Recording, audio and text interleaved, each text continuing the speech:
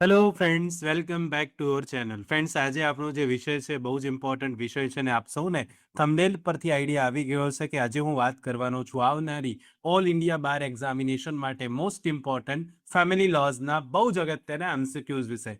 Yes friends, આજે આપણે family લોઝમાં Hindu marriage act, Hindu adoption and maintenance એક્ટની વાત કરવાના છે. સાથે સાથે આપણે હિન્દુ સક્સેશન એક્ટ અને મુસ્લિમ પર્સનલ લોમાંથી બહુ જ અગત્યના એમસીક્યુઝને સમજવાના છે. તો જે પણ કોઈ સ્ટુડન્ટ્સ આજે ચેનલ પર નવા છે, પ્લીઝ ચેનલને સબસ્ક્રાઇબ કરી લો, બેલ નોટિફિકેશન આઇકોનને ઓન કરી લેજો, જેથી આવનારા ખૂબ જ અગત્યના વિડીયોઝના નોટિફિકેશન આપ સૌને સૌથી પહેલા મળી જાય. બિલકુલ સમયને નહીં બગાડીએ, શરૂ કરીશું આજનો વિડીયો.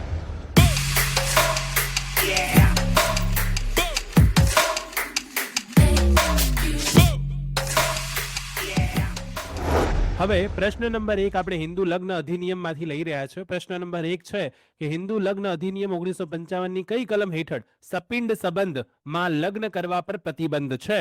કલમ 5.1, કલમ 5.5, કલમ 7 કે કલમ 11? શું આવે સાચો જવાબ? તો પ્રશ્ન નંબર 1 નો કરેક્ટ આન્સર બનવાનો છે બી.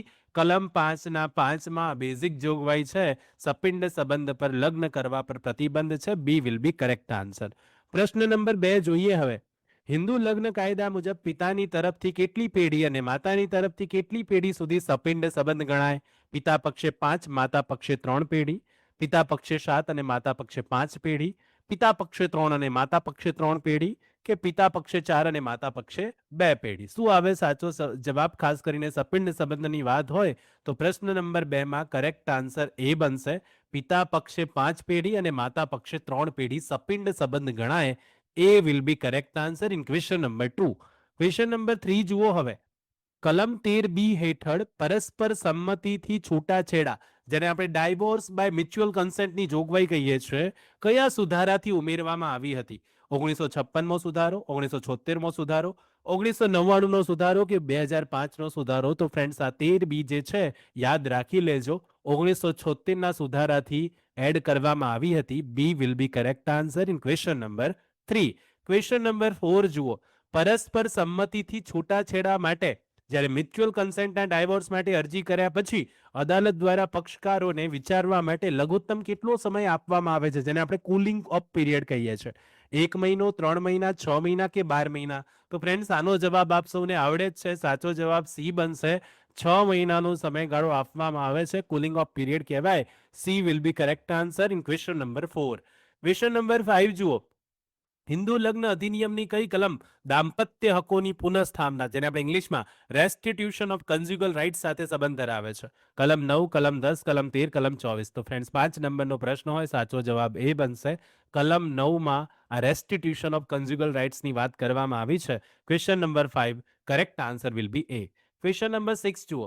કાયદાની દ્રષ્ટિએ બાળ લગ્ન સંપૂર્ણપણે શૂન્ય નથી, પરંતુ તે કેવા લગ્ન ગણાય છે? ઓપ્શન એ શૂન્ય બાદ વોઇડેબલ, ઓપ્શન બી ગેરકાયદેસર, ઓપ્શન સી માન્ય લગ્ન પરંતુ દંડપાત્ર, ઓપ્શન ડી શૂન્ય વોઇડ? તો પ્રશ્ન નંબર 6 નો જવાબ શું બને છે ફ્રેન્ડ્સ? આપને આન્સર આપવાનો છે કાયદાની દ્રષ્ટિએ. જેમ આપણા બેઝિક કાયદો શું કહે છે એ બાબતે, તો કાયદાની દ્રષ્ટિએ ચાઇલ્ડ મેરેજ તો સંપૂર્ણપણે વોઇડેબલ ગણાય, એ પર્ટિક્યુલરલી વોઇડ જ છે. અહીંયાથી વોઇડ જ આન્સર આવવો જોઈએ. પણ તેમ છતાં પ્રશ્ન નંબર 6 માં એકવાર વેરીફાઈ કરજો કે સંપૂર્ણપણે વોઇડ નથી.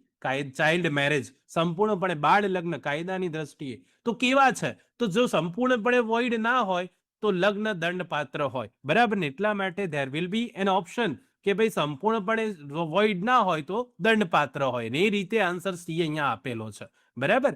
તો એ બેઝિક જો લગ્ન બાળ લગ્ન પ્રતિબંધક અધિનિયમ હેઠળ આવશે તો એ રદબાતલ થઈ જાય, પણ એ સિવાય દંડપાત્ર. હિન્દુ લગ્ન અધિનિયમ 1955ની કઈ કલમ હેઠળ ન્યાયિક અલગતાની જોગવાઈ છે? કલમ 9, કલમ 10, કલમ 11 કે કલમ 12? 7 નંબરના પ્રશ્નનો સાચો જવાબ બી આવશે. આ કલમ 10માં ન્યાયિક અલગતાની વાત છે. B will be correct answer. પ્રશ્ન નંબર 8 જુઓ. જો કોઈ વ્યક્તિ પોતાના જીવનસાથીના જીવતે જીવ બીજા લગ્ન કરે તો હિન્દુ લગ્ન કાયદાની કઈ કલમ હેઠળ તે લગ્ન વોઇડ બની જાય? 11, 12, 13 કે 17? તો ફ્રેન્ડ્સ, પ્રશ્ન નંબર 8માં સાચો જવાબ એ આવશે. 11 નંબર હેઠળ તે વોઇડ બની જાય. એ will be correct answer.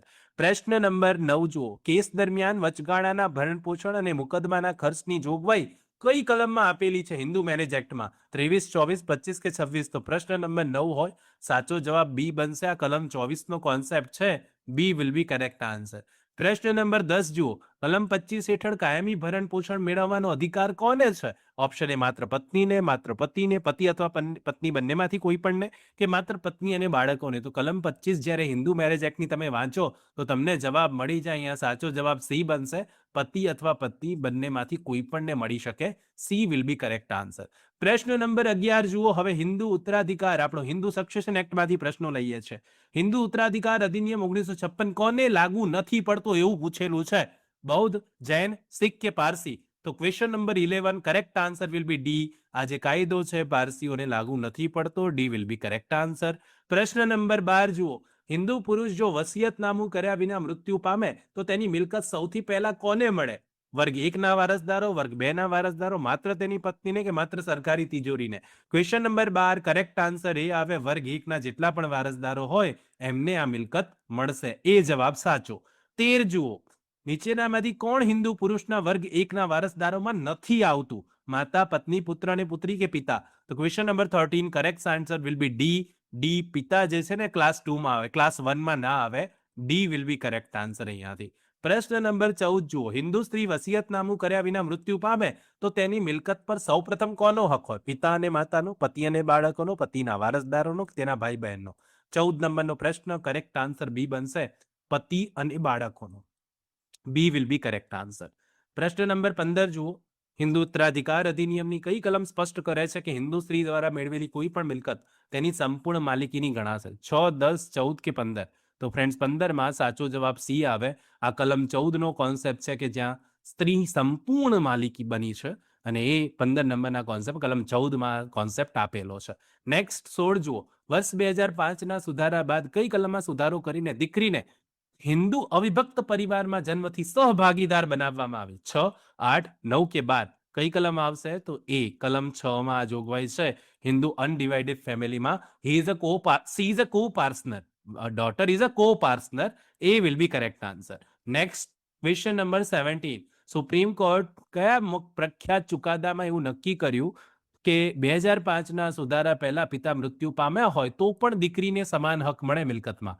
Preeti Sharma case, Vinita Sharma વિરુદ્ધ રાકેશ શર્મા, દાનિયલ લતીફ કેસ કે ગીતા હરિહરન કેસ? તો આ બહુ અગત્યનો પ્રશ્ન છે.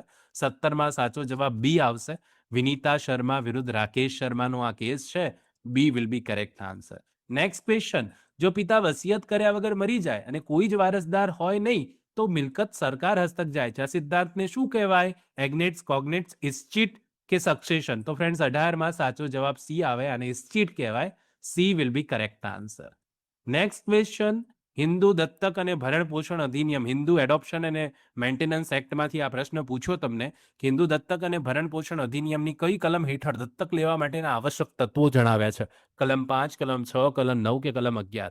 19 નંબરનો પ્રશ્ન હોય, સાચો જવાબ બી બનશે. આ કલમ 6 નો કોન્સેપ્ટ છે. B will be correct answer. પ્રશ્ન નંબર 20 જુઓ, જો કોઈ હિન્દુ પુરુષ દીકરો દત્તક લેવા માંગતો હોય તો તેની કઈ શરત પૂર્ણ થવી જોઈએ?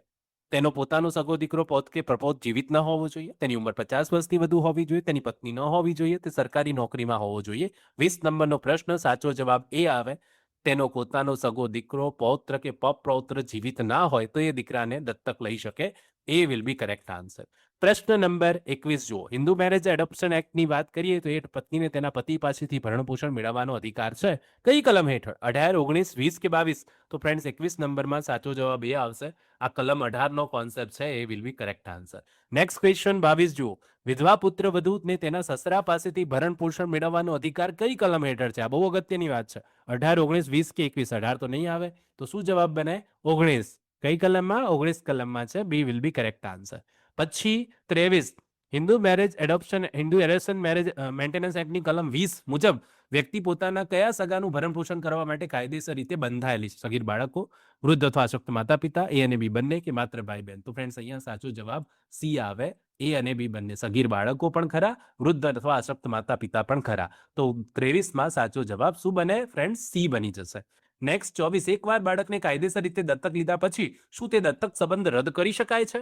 હા, જો બાળક તોફાની હોય. હા, 1 વર્ષની અંદર ના કાયદેસર દત્તક લીધેલું બાળક ક્યારેય રદ ન થઈ શકે, માત્ર સબ રજિસ્ટ્રારની મંજૂરીથી. તો ફ્રેન્ડ 24 નંબરમાં યાદ રાખી લેજો, એકવાર જો બાળક દત્તક લીધું તો પછી ક્યારેય રદ ના થઈ શકે. સાચો જવાબ અહીંયાથી તમારો સી બનશે. કલમ 15માં જોગવાઈ છે.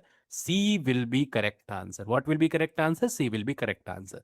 પ્રશ્ન નંબર 25 મોક ટેસ્ટ નંબર 17ના ભાગ નંબર 1નો છેલ્લો પ્રશ્ન, જેનો આન્સર આપ સૌ મને હંમેશાની જેમ નીચે કોમેન્ટ બોક્સમાં કોમેન્ટ કરીને જરૂરથી આપવાનો છે. મુસ્લિમ પર્સનલ લો લગ્ન વિચ્છેદ અધિનિયમમાંથી આ પ્રશ્ન પૂછ્યો કે મુસ્લિમ પર્સનલ લો શરિયત એપ્લિકેશન એક્ટ 1937ની કઈ કલમ હેઠળ લગ્ન, મિલકત અને છૂટાછેડા બાબતે મુસ્લિમોને શરિયત કાયદો લાગુ કરવાની જોગવાઈ કરે છે? કલમ 2, કલમ 3, કલમ 4 કે કલમ 5? ફ્રેન્ડ્સ, કોમેન્ટ કરીને આ પ્રશ્નનો જવાબ જરૂરથી આપજો. ખાસ કરીને આ જો વિડીયો આપને સારો લાગ્યો હોય તો લાઇક કરજો. ચેનલ પર નવા હો તો પ્લીઝ ચેનલને સબસ્ક્રાઇબ કરીને બેલ નોટિફિકેશન આઇકોનને ઓન કરી લેજો. ને ખાસ જો આપને મોક ટેસ્ટ નંબર 17નો પાર્ટ નંબર 2 જોઈએ છે તો કોમેન્ટમાં mock test number 17 part number 2 જરૂરથી લખી દેજો, એટલે જલ્દીથી જલ્દી પાર્ટ નંબર 2 પણ આવી જશે ફ્રેન્ડ્સ. ઓકે ફ્રેન્ડ્સ, તો મળીએ નેક્સ્ટ વિડીયોમાં. ત્યાં સુધી જોતા રહો અમારી ચેનલ રિયલ એજ્યુકેશન ગેજેટ. ખૂબ ખૂબ ધન્યવાદ. ખૂબ ખૂબ આભાર.